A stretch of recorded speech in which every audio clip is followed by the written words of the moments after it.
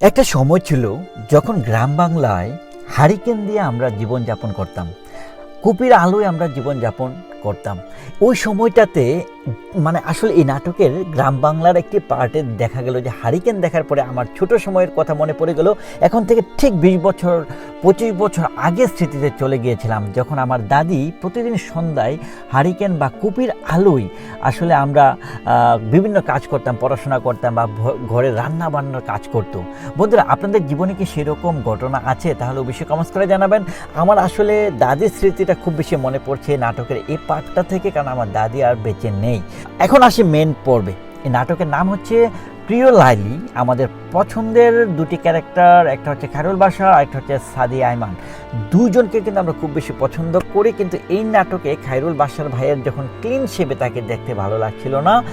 এবং এই নাটকের ডিরেক্টর হচ্ছে জামাল মল্লিক। অনেস্টলি স্পিকিং, এই নাটকটি যদি আপনারা দেখেন তাহলে আপনাদের জীবন থেকে 40 মিনিটই আসলে আপনারা নষ্ট করে ফেললেন। সত্যিকার অর্থে এই নাটকের অবস্থা খুবই খারাপ। প্রথম 18 থেকে 20 মিনিট চলে গেল খালি নায়ক সাইকেল নিয়ে নায়িকার সামনে দিয়ে ঘোরাঘুরি করে, নায়িকা স্কুলের ছাত্রী এবং সে তার সাইকেল নিয়ে ঘোরাঘুরি করে, এবং সে কিন্তু পড়াশোনা শেষ, চাকরি করছে, চাকরি পাচ্ছে না।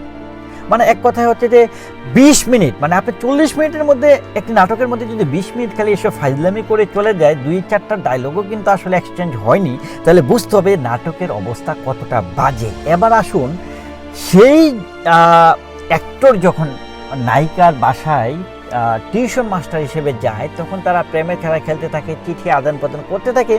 সেই সময় একটি মজার ঘটনা ঘটে। মেয়ের বাবা যখন বুঝতে পারে তারা চিঠি আদান প্রদান করে একটি নির্দিষ্ট জায়গায় চিঠি রেখে দেয়, তো তখন বাবা কি করলো, চিঠির খেলাটা আবার চমৎকার খেললো। এই পার্টটা মজার ছিল। বাবা কি করলো, একজনকে দিয়ে, যে কিনা অন্যের হাতের লেখা নকল করতে পারে, তাকে দিয়ে দুইভাবে সেটিং করিয়ে দুইজনের মধ্যে রিলেশনের ফাটল ধরালো, মেয়েকে বিয়ে দিয়ে দিল, এবং কি হলো, তাদের মধ্যে সম্পর্ক কাট হয়ে গেল।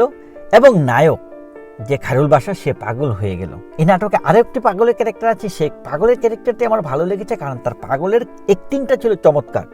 ঠিক আছে, এই বিষয়টি মজার ছিল, ভালো লাগার মতো ছিল। কিন্তু এক কথায় নাটকের যে স্টোরি, নাটকের যে আসলে গ্রাম বাংলার কিছু সুন্দর সুন্দর ভিউ ছিল, এছাড়া আসলে বলার মতো কোনো কিছুই নেই আসলে এই নাটকটিতে।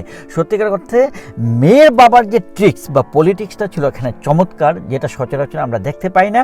এটা এক কথায় কামলি খুব নাইসলি সে জিনিসটা হ্যান্ডেল করেছিল। এই বিষয়টা আসলে আমার ভালো লেগেছে। এছাড়া পাগলের অ্যাক্টিংটা ভালো লেগেছে, তার অ্যাক্টিং স্কিলটা চমৎকার। এছাড়া আপনারা যদি এখন আপনার জীবনের 40টা মিনিট নষ্ট করতে চান, অবশ্যই নাটকটি দেখবেন। আর যদি আপনারা মনে করেন যে না, এখন আরও অনেক নাটক আছে, সুন্দর সুন্দর নাটক আছে, সেগুলো দেখবেন, আমি আপনাদেরকে বলবো আপনারা অবশ্যই এই নাটকটি ইগনোর করবেন। আমার মোটেও ভালো লাগেনি সত্যিকার অর্থে। এক কথায় আমি আউট অফ 10 আমি 2-3ও দিব না এই নাটকটিকে। বন্ধুরা, আপনারা ভালো থাকবেন। আবারও দেখা হবে আপনাদের সাথে অন্য কোনো ভিডিও নিয়ে।